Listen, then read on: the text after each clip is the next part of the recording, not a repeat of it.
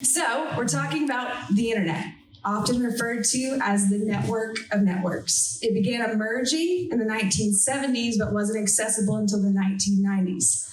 It is estimated that more than half of the world's population has access to the internet. I'm a little shocked that number's not higher.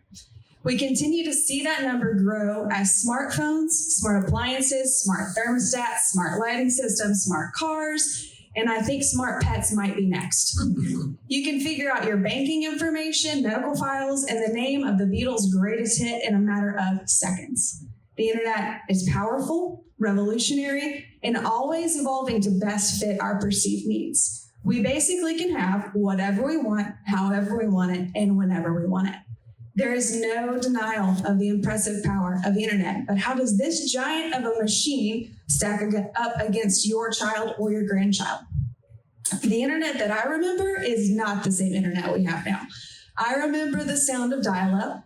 I remember there only being one centrally located computer in the house. I remember having to wait and even trying to figure out how to get Facebook before it was age appropriate. My parents were learning with me how to best utilize the internet, and the pace, while it was faster, wasn't the pace that we are currently at. Even the most diligent of parents or caretakers are unable to keep up with the swinging door of the updates on the internet. A life without the internet for yourself, let alone your child, is almost impossible. So, if we can't get rid of the internet, which is not really the answer anyways, we must figure out how to partner with it in a way that creates healthy boundaries and attachment. So how does attachment align with the internet? A safe and secure attachment creates the frame in which individuals' worlds are formed. To create a safe and secure attachment with your child, they need to know that they can feel secure in your presence, express their own needs and wants. They also need to know that they can try things, and regardless of the outcome, they can return back to your refuge. Secure attachment doesn't mean they won't do the wrong things. In fact, doing the wrong thing and being able to talk about it is a pillar of secure attachment. In Jonathan Haidt's latest book, Anxious Generation, he says, the two biggest mistakes we've made: overprotecting children in the real world, where they need to learn from vast amounts of direct experience, and underprotecting them online, where they are particularly vulnerable during puberty. Kids are not taking the same risk in the real world that they are taking in the virtual world.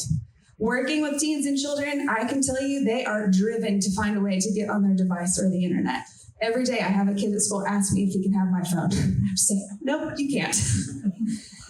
But it's crazy how they're terrified to take any risks socially or academically versus what they do online. So instead of them finding their own way virtually, we can help our children by creating opportunities for them to take in the real world. And this doesn't have to be complex. I recently saw a video where a mom gave her son money to go order food from inside of Chick-fil-A. He was probably around 6 or 7. She had prepped him on what to order and what to do if anything went wrong. The child came back afterwards and told his mom that even though his knees shook, he was proud of his accomplishments and asked to be able to do it again. Like I told you all, I have the wonderful privilege of working in an elementary school as a behavior interventionist. We recently had a talent show. We had all sorts of talents. We had poetry readers, singers, dancers. We even had a kid who solved Rubik's Cubes in a timed manner. It was pretty cool. And I got the chance to be able to prep those kids on performing in front of their families and their friends. And it was so cool to see the pride in their eyes once they got off that stage, because they had done something that was so hard. But what was even cooler was following that, we saw a bump in their academics. So they were able to take this risk socially that also led to developments academically as well.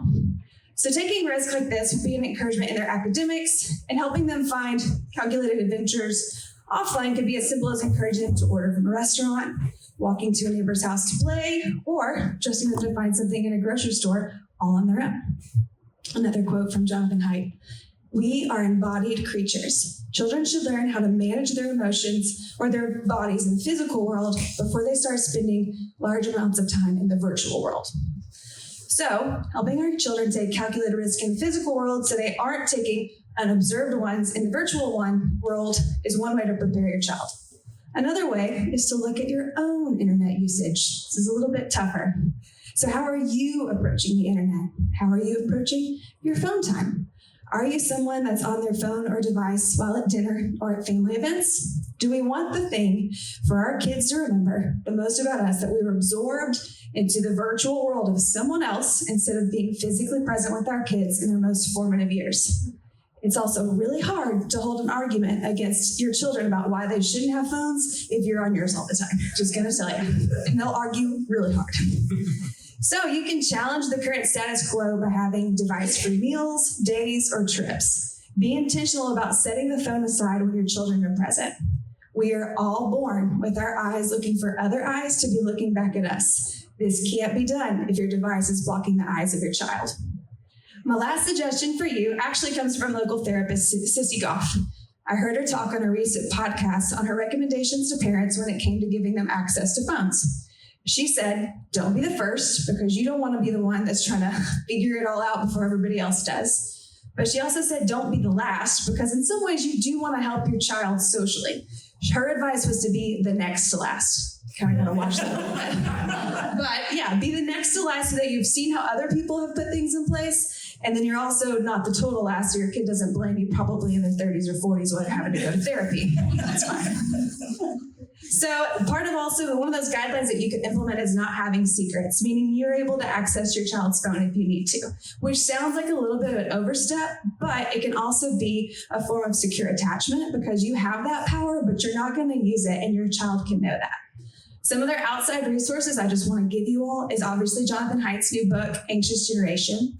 There's also an organization called Protect Young Eyes, which works to equip parents, schools, and government with data and preventative measures to help protect, of course, those young eyes we all cherish so much. I also recommend any content from Sissy Goff and Dave Thomas, who are the executive directors of Daystar Counseling. They've each written books on how to raise emotionally strong boys and girls. Here's the deal. I could give you all the scary statistics behind the internet and your child. And there's a lot of them about child sexploitation is on the rise and about how it's attacking your data and your time. But I think the point is to raise children that feel empowered to navigate the ever-evolving internet with your support and wisdom.